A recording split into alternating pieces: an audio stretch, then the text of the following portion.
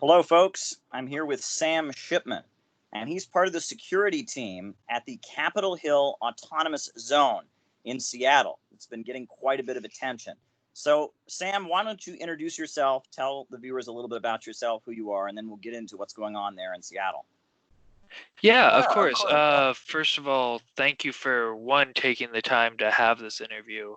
My name's Sam Shipman. I've been helping assist a variety of different organizations with the security at the Capitol Hill Autonomous Zone or Capitol Hill Autonomous District, depending on who you uh, talk to.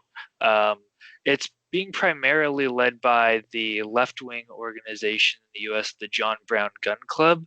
And essentially, what the Capitol Hill Autonomous Zone is, it's a 6-block area around the Seattle Police Department's East Precinct in the Capitol Hill neighborhood of Seattle.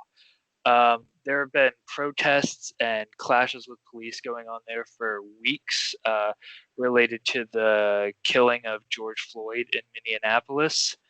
And the mayor of Seattle, Jenny Durkin, and the Seattle police chief made the decision to evacuate the Seattle Police East Precinct, apparently because they were afraid of uh, the officers being injured in demonstrations as they continue to get more and more violent, and as police became more and more fatigued after weeks and weeks of demonstrating.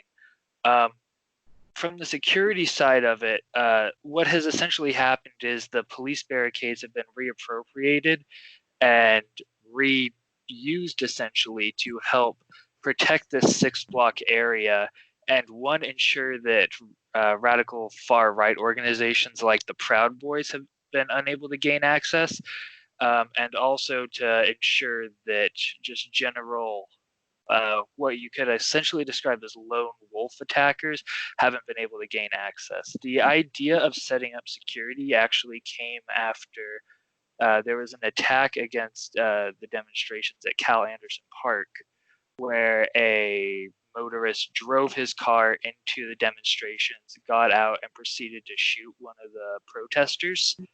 So at this point right now, the defenses there are, like I said, it's the Seattle Police Department's barricades that they had set up to try and actually stop the demonstrators from gaining access to the East Precinct, as well as members of the community in Seattle actually bringing their vehicles and using those as barricades to help stop other cars from being able to ram into people there. Well, let me ask you, Donald Trump tweeted out that domestic terrorists have taken over Seattle. Based on your assessment of events on the ground, is he anywhere close to the truth? Not at all. It's really a far stretch to be able to call it anything close to any kind of domestic terrorism, because there is just absolutely no trace of terror happening there. What you're seeing I have a video. My friend Desiree Deloach, she's out there. She took us around. She showed us people lining up to get free pizza. She showed us people spray painting a little bit, people beating on drums, like a vigil space set up in memory of George Floyd and the people who've been killed throughout the protests. Where are they getting this terrorism angle? I guess you were saying there were some violent demonstrations or something. Is that what they're getting at? What's the deal? So there was very briefly, for about one night, there were violent demonstrations, and violence in the term of violence against property. There were no violence against Seattle police officers. There were no violence against the residents of Seattle. Some Seattle Police Department vehicles were damaged, and the Seattle Police Department has been using that as justification to, further violence against the demonstrators. The angle that they're trying to come at with these domestic terrorist claims is that in the Capitol Hill Autonomous District, not necessarily part of the security team, there have been armed citizens there, but purely exercising Second Amendment rights, not threatening people in that community in any way. The only instance of gun violence in the Capitol Hill Autonomous District was the right-wing motorist that rammed into the crowd and proceeded to shoot one of the protesters. Well, let me ask you also. Now, I've been seeing such a weird barrage of news. Every strange story that seems to come out there. They were claiming for a while that some kind of rapper had taken over and that he was running the autonomous zone. What's the story there? What in the world was that about? So the person in question, his name is actually Raz the rapper. He was briefly, he's a rapper in the Seattle area. He was briefly taking part in organizing in the Capitol Hill Autonomous Zone. He acted very aggressively towards an individual who was spray painting. He was kind of an individual that people were rallying behind, but after he acted extremely aggressively to people in the Capitol Hill Autonomous Zone, that for no real justification, he was essentially removed by the people inside of it. He is no longer part of the organizing at all. So the claim that I've been seeing thrown around is that he's like the warlord leader of the CHAZ, which is really a completely outrageous claim. Right, you all swear allegiance to him every day. You like beat Yeah. your chest, hail the rapper. I mean, Yeah, there's CHAZ. You're right. Well, what about this claim? Now, I saw Charlie Kirk tweeting out that it was a police state where everyone must have ID, and that they have big barricades set up. And I mean, is that true either? I mean, is there any truth in that claim either? No, so actually, this is something that the Seattle police chief has actually been really harping on too. And it seems like they're trying to use it as a justification to move the Seattle police and riot police in to try and disrupt it, claiming that there are armed patrols of, Antifa super soldiers who are checking everyone's ID and, saying essentially papers please and giving them their official like Antifa stamp, which is further from the truth. This is essentially, it's extremely decentralized organizing there. Nobody, I would personally say it's deorganized to a fault in that it's harming the ability to actually regulate right-wingers and undercover police officers from coming in and out. There is definitely nobody like being stopped and asked for ID or anything close to that. Okay. Now, I mean, as far as these other claims, are there any other claims floating around? Because I can't even keep track of it. I'm seeing stuff about somebody who's the leader was threatening to commit suicide on the internet. I'm seeing stuff about, like businesses being seized. And I mean, can you go over some of the most common misconceptions that we're seeing on our TV screens right now and what's really going on? Can you give us the lowdown as someone who's a key participant? You are a key person. You're a key leader of the security team. You know better than anybody else what's going on, especially with the security aspect. So just give us the lowdown. So essentially, one of the really, really common misconceptions is that the CHAZ is essentially operating as a police state. Which I kind of already touched on. It is extremely decentralized. Right now, the CHAZ is primarily started and is primarily still being organized by local anarchist groups, which for anybody that knows about, the spectrum of left-wing politics, the anarchist groups in America are probably the ones who would least attempt to establish a police state. Another very common one is that the Seattle police chief and mayor are actually trying to propagate as well, is that the security team in particular is attempting to extort local businesses for money in order to essentially give it like an organized crime style of protection. Nothing like that has really happened at all. The majority of the businesses in the CHAZ are actually still closed due to King County's stay-at-home order relating to the COVID-19 pandemic. But there is also absolutely nobody is going door to door to the businesses that are open and saying, hey, give us, I believe the claim I saw flying around was $3,000. Otherwise, they couldn't guarantee the defense, like the protection of people's businesses. Nothing like that is even beginning to happen. What we have seen is a lot of people outside of Capitol Hill coming in and donating money to help with like the jail support fund for demonstrators that were arrested leading up to the establishment of the CHAZ. We have seen a lot of medical supplies being donated because in the CHAZ actually there's currently a functioning what is being called a field hospital set up in somebody's home, as well as a functional single ambulance going around to help people in need there. A really common one, and most of these, you'll notice that most of these claims are being propagated by the city of Seattle, the Seattle Police Department, is that there's just widespread vandalism. The Seattle police chief kept saying that every day she's saying that there's a risk that demonstrators are going to burn down the Seattle precinct and kill tons of people, cause millions of dollars of damages. It has been made exceptionally clear by the people participating in the CHAZ that the Seattle Police Department's East Precinct is going to remain untouched. And it is not because of a love for the police, but because this building is directly connected to multiple apartment complexes. Doing any damage to it would only hurt working class people, which is the last thing the people taking part in the CHAZ want. And the Seattle police chief is just kind of trying to stoke fear and create justification for coming in and disrupting it. Okay, well let me also ask you, what are the goals? I mean, people look at this and they say, what's the point of all of this? Like, why are they taking control of these blocks? Why have they declared an autonomous zone? Is this a provocation? This will just give Donald Trump an excuse to crack down and create a police state. Some people might look at this and say, what's the point? What do you say to those folks? Well, there's two things. One, there's the immediate material demands that are coming out of the CHAZ, which are taking away funding from the Seattle Police Department, which has a long history of brutality, ranging with many noteworthy things like the World Trade Organization protests, taking away funding from the Seattle Police Department, directing it to community health care, trying to end the gentrification of Seattle, which has been essentially dismantling working class communities in Seattle for decades. And then also the occupying the CHAZ, creating this autonomous zone.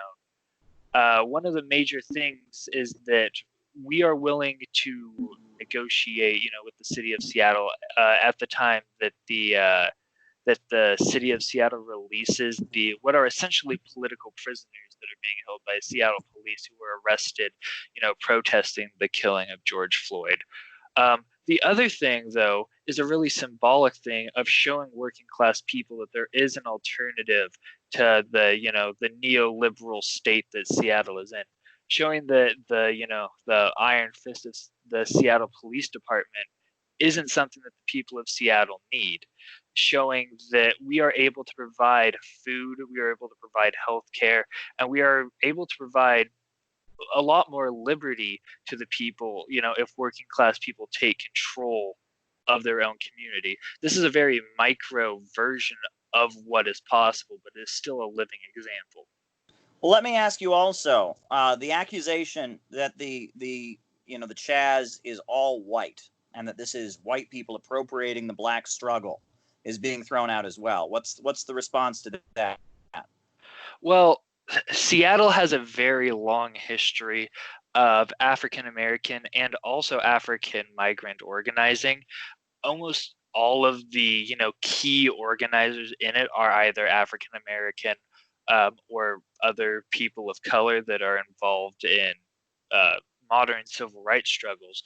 One of the most noteworthy is Nikita Oliver from the Seattle People's Party, who actually ran for Seattle mayor against Jenny Durkan.